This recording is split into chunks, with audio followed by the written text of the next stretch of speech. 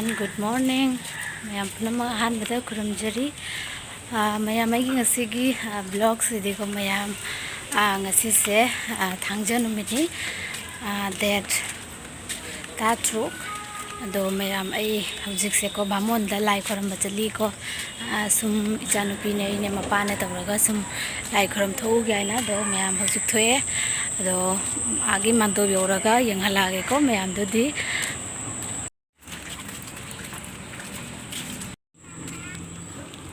हौजिक बामोन की गली यौरेको तो मपाम मथा ममांग चली सिदा हैरुक पाइरेको लफोइने तो इदि खेजुरने चेरीने तौरगा तो इदि लै खरागा तौरगा मयाम सुमाइने लग मानतो यौरे मयाम लाई सिदा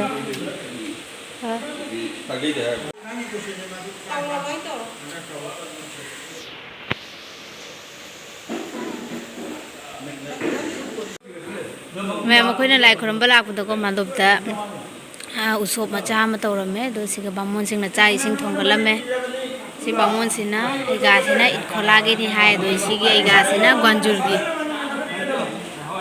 mandop se mem no na sabane lai sangje loidri ko do sonda sum kawa kawa huju deki sida tawri do sonda no ba sagat pase loidri si loiraga do gidi khongjen doi me ko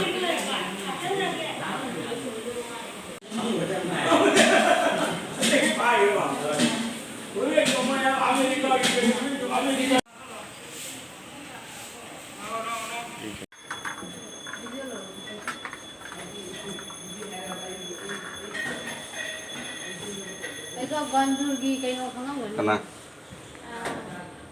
Ahan tem. Agay le. Ahan ya ini kan. Ika kan ko. Yung pan ko. Sindola kai ta. Sindola kai ka. Kan kan. Lagi. Koi hujik ini mandi kuramba lai ko.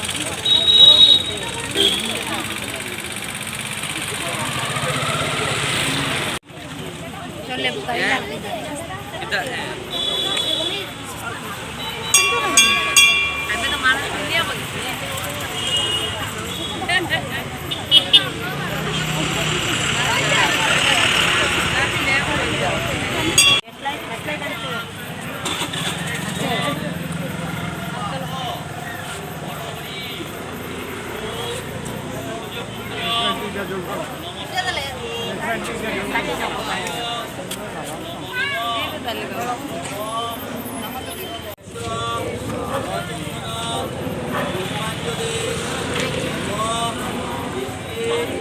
mayang masi next morning ki Sunday oire ko ngarang di Saturday dina lai khuramure do ai hojik se ai manavi friend Sangita gi magi yumda lai ko magi machanupa do Monday gi date 18 da chagumbani ado mana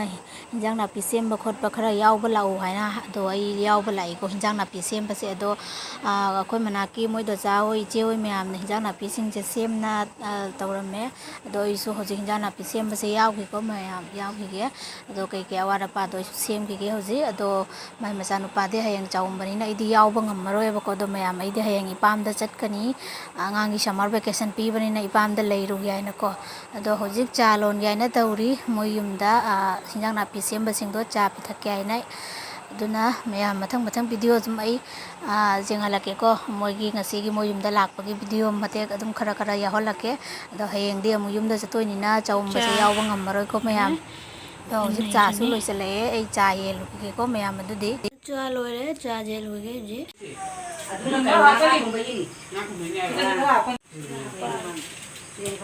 sini nga ko begini ni anu dua ini hai sina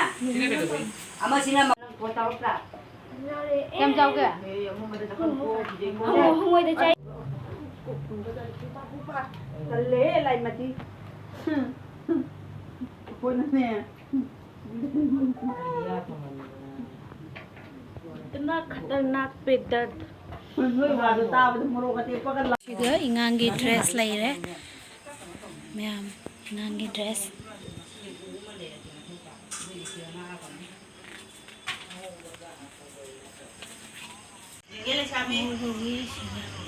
ayung matado oh tungkin ayang mo kay malaki foto do ko mini nang mi phi de rong do kok na ba do cái nồi ông đi may đồ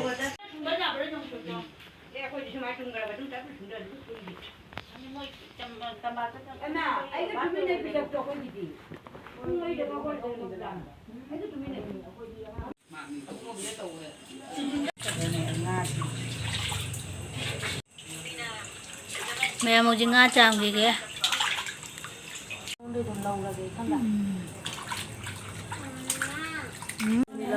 Maringa ngauba lay maringa yam sigana maringa leire nga thau siga nga matung piece leire rauni doi papda nga ga wale ko papda nga mu chamani papda nga leire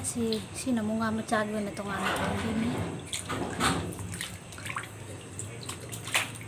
mayam siga nga chamna loire siga rau leire sonda papda nga macha leire sonda nga maringa leire to nga gi jatti ti si ahum joina tawdoni ko mayam ai hauzik yumda hallage tawri ko pungsu nipan makhai tare yum chalaga chak su thongudoi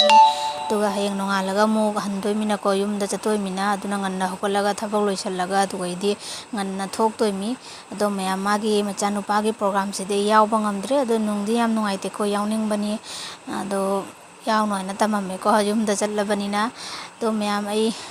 gi blog se ko matang se dum loisinjarage ado ai ngasi gi blog sidi like khuramba chalubagi su video macha madum upload tawre aduga Sangita yumda su sanda da su ngahak thok na khona magi help su khara tawre ko ado mayam sini ai ngasi gi blog se matang asi dai loisinjarage mathangi blog ta muk thengnarasi ipam chatpagi blog oina purage ko mayam bye bye